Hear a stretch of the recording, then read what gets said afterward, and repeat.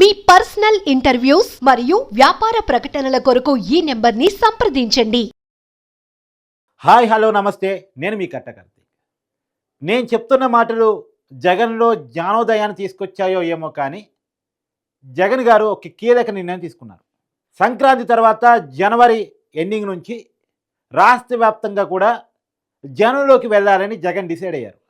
ఆ పార్టీకి సంబంధించినటువంటి ఒక సమావేశంలో స్వయంగా జగన్మోహన్ రెడ్డి గారు ప్రకటించారు, జనవరి ఎండింగ్ నుంచి నేను మీ కాడికి రాబోతున్నాను, పార్టీ కార్యకర్తలతోటి వరుస భేటీలు నిర్వహించబోతూ ఉన్నాను. ఒక పార్లమెంట్ని ఒక యూనిట్గా తీసుకొని, ఒక పార్లమెంట్ స్థానం అంటే దగ్గర దగ్గర ఒక 7 అసెంబ్లీ స్థానాలు పరిధి, ఒక పార్లమెంట్ని ఒక యూనిట్గా తీసుకొని ప్రతి పార్లమెంట్లో కూడా ఒక 2 రోజుల పాటు స్టే చేస్తాను.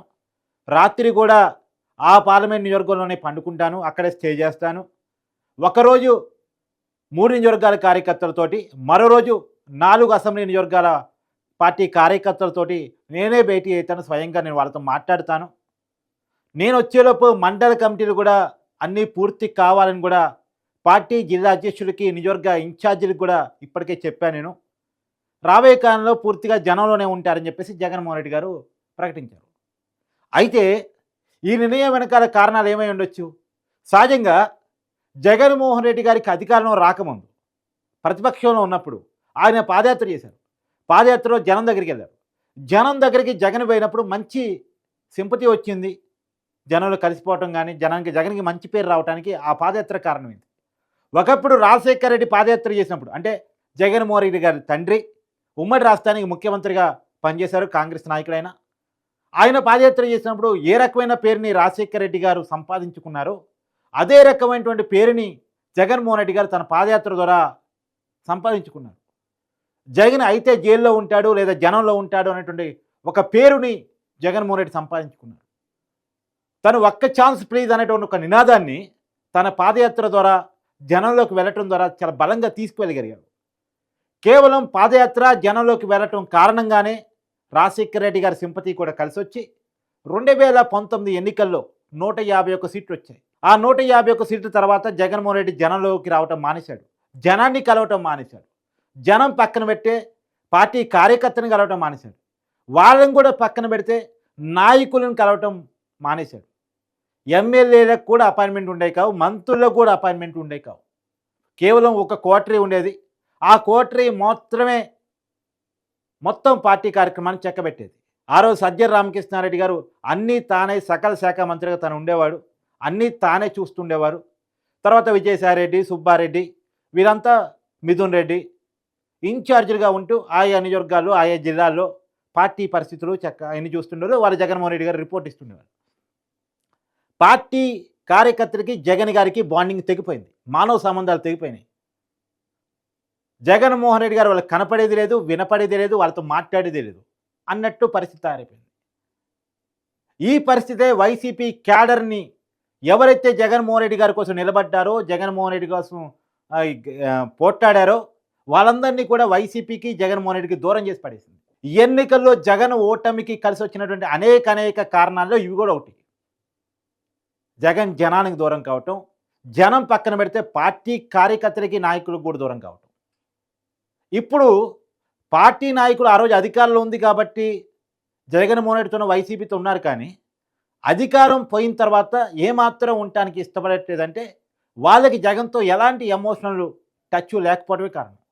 ఒకప్పుడు అధికార కాంగ్రెస్ను కూడా వదులుకొని, అధికారంలో ఉన్న పార్టీని, పదవుల్ని, మంత్రి పదవులను కూడా వదులుకొని జగన్మోహన్ రెడ్డి కోసం రాజీనామాలు చేసిన వాళ్ళు జగన్మోహన్ రెడ్డి అధికారంలో ఉన్నప్పుడు జగన్మోహన్ రెడ్డిని కాదనుకుని రాజీనామాలు చేశారంటే ఒకప్పుడు జగన్తో ఉన్న ఎమోషనల్ ఎట్టుండేది, జగన్మోహన్ రెడ్డి అధికారంలోకి వచ్చిన తర్వాత ఆ ఎమోషనల్ ఎలా తెగిపోయింది అంటానికి ఉదాహరణ కోటమిరెడ్డి సీతారెడ్డి ఉన్నాడు.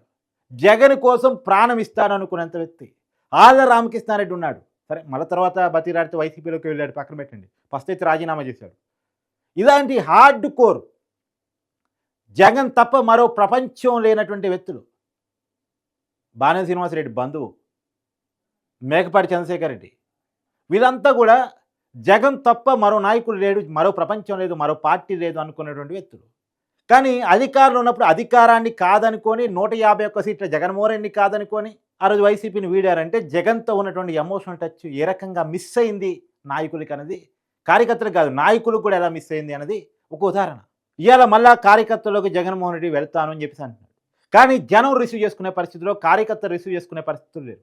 నువ్వు అధికారంలో ఉన్నప్పుడు, అన్నీ నీకు వెసులుబాటు ఉన్నప్పుడు నువ్వు మమ్మల్ని పట్టించుకోలేదు. ఇవాళ నువ్వు కష్టకాలంలో ఉన్నావు కాబట్టి, నీకు అధికారం లేదు కాబట్టి, నీకు టైం నడవట్లేదు కాబట్టి మేము గుర్తొచ్చాము అనేది పార్టీ కార్యకర్తల ఫీలింగ్. అధికారంలో ఉన్నప్పుడు ఏనాడు మందలించిన జగన్మోహన్ రెడ్డి అధికారం పోయేసరికే కార్యకర్తలు గుర్తొస్తున్నారు, పార్టీకి గుర్తొస్తుంది, నాయకులు గుర్తొస్తున్నారంటే వాళ్ళు ఎలా రిసీవ్ చేసుకుంటారు? కాకపోతే జగన్మోహన్ రెడ్డి గారు వెళ్ళటంలో ఒక 2 అర్థాలు ఉన్నాయి. ఇప్పుడు కూటమి ప్రభుత్వం వరుసగా అరెస్టులు చేస్తుంది. ఫస్ట్‌గా సోషల్ మీడియా సైకిల్ని అరెస్ట్ చేస్తుంది. సోషల్ మీడియాలో గతంలో ఎవరెవరైతే అభ్యంతరకరమైన పోస్టులు పెట్టారో వాళ్ళందరినీ కూడా అరెస్ట్ చేస్తుంది. అది ఇంటూరు రవికిరణ్ కావచ్చు, లేదంటే వర్రా రవీందర్ రెడ్డి కావచ్చు, అనేక మంది. సజ్జల భార్గవ పరారీలో ఉన్నాడు. తర్వాత ఆ రోజు అతిగా చేసినటువంటి పొలిటికల్ వాళ్ళని కూడా అరెస్ట్ చేస్తుంది. నందిగాం సురేష్ కావచ్చు, దేవినేని అవినాష్ కావచ్చు, వల్లభనేని వంశీ కావచ్చు, కొడాలి నాని కావచ్చు. మధ్యలో కొంతమంది సినిమా సైకోలు కూడా తమ పైత్యాన్ని ప్రదర్శించారు. వాళ్ళ విషయంలో కూడా కఠినంగా పోతూ ఉంది. శ్రీరెడ్డి కావచ్చు, వర్మ కావచ్చు, పోసాని కావచ్చు. సో వీళ్ళందరూ దాటిన తర్వాత వచ్చే నెక్స్ట్ కేటగిరీలో జగన్మోహన్ రెడ్డి ఉండొచ్చు.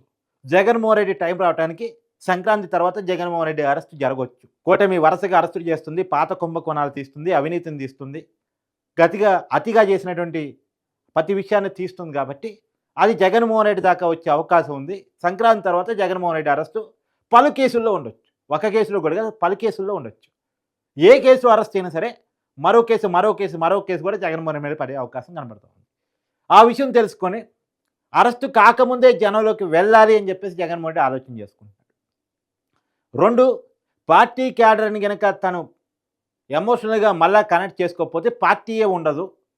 నెక్స్ట్ టైంకి మళ్ళా ఇదే రకమైన ఓటమి దాదాపు జగన్ కూడా ఫిక్స్ అయ్యి ఉన్నాడు. కానీ ఇదే రకమైన ఓటమి కనుక వస్తే, ఇంతే ఓటమి కనుక వస్తే పార్టీ మనుగడకే ప్రమాదం అని చెప్పేసి జగన్మోహన్ రెడ్డి ఆలోచన. 3, షర్మిల ఒకవైపు రెడీగా ఉంది పార్టీని కబ్జా చేయడానికి.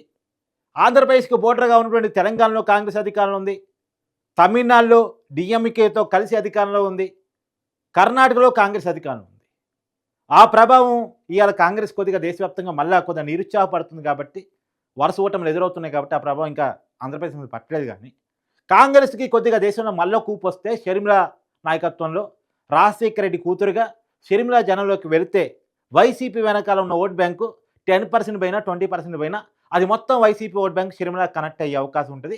అది జగన్మోహన్ రెడ్డి ఓటమికి పెను ప్రమాదంగా మారే అవకాశం ఉంటుంది. కాబట్టి జగన్మోహన్ రెడ్డి అనుకుంటుంది ఏంది, షర్మిల యాక్టివ్ కాకముందే నేను యాక్టివ్ కావాలి, నన్ను అరెస్ట్ చేయకముందే నేను యాక్టివ్ కావాలి, నేను యాక్టివ్ కాకపోతే పార్టీ మనుగడికి కష్టం.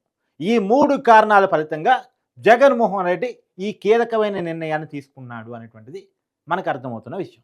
పార్టీని పికప్ చేసుకోవాలి, సస్టైన్ చేసుకోవాలి, ముందుకు తీసుకెళ్ళాలి, మళ్ళీ అధికారాన్ని సంపాదించుకోవాలి. మళ్ళీ అధికారం అనేటువంటిది నాటెడాలి. ఇది ఒకప్పుడు జగన్మోహన్ రెడ్డి గారికి అధికారం వచ్చినా, ప్రతిపక్షించినా ఆ రోజుకి జగన్మోహన్ రెడ్డి గారికి అంతకుముందు అధికారం లేదు కాబట్టి ఒకసారి చూద్దాం అనేటువంటి ఒక ఫీలింగు, ఒక కొత్త నాయకత్వం రావాలి, యువ నాయకత్వం రావాలి, రాష్ట్రానికి మంచి జరుగుతుంది అనేటువంటి ఒక ఫీలింగు, రాజశేఖర రెడ్డి గారు మీద ఉన్నటువంటి ఒక మంచి అభిమానం జగన్మోహన్ రెడ్డికి ఉపయోగపడింది. కానీ ఇవాళ జగన్ మీద ఒక నెగిటివ్ అభిప్రాయం. నిరంకుశంగా పరిపాలించాడు, నియంతలా పరిపాలించాడు, రాష్ట్రాన్ని ఆర్థిక దోపిడీ చేశాడు, రాజధాని లేని రాష్ట్రంగా ఆంధ్రప్రదేశ్ని తీర్చిదిద్దాడు, రాష్ట్రంలో ఉన్న కంపెనీని పారదోరాడు, అభివృద్ధి లేకుండా చేశాడు అనేటువంటి ఒక ఫీలింగ్ వచ్చింది. చివరికి కుటుంబ సభ్యులు కూడా జగన్మోహన్ రెడ్డికి దూరం అయ్యే పరిస్థితి వచ్చింది అనేటువంటిది జనంలోకి బాగా వెళ్ళింది.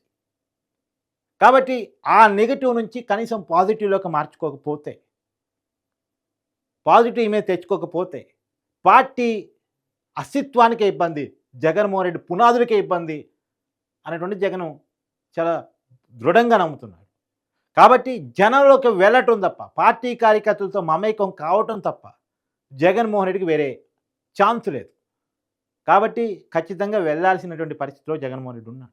జగన్మోహన్ రెడ్డి తాడేపల్లి ప్యాలెస్లు మూసుకొని కూర్చోకుండా, పరదాలు కట్టుకొని తిరగకుండా ఉంటే ఈ రకమైన పరిస్థితి జగన్మోహన్ రెడ్డికి వచ్చి ఉండేది కాదేమో. కానీ గత 5 సంవత్సరాల కాలంలో జగన్మోహన్ రెడ్డి చేసిన తప్పు, మాలాంటి వాళ్ళని కూడా ఎత్తి చూపించిన తప్పు ఏంటి అంటే, ఎవరిని కలవకుండా, ఎవరిని వినకుండా.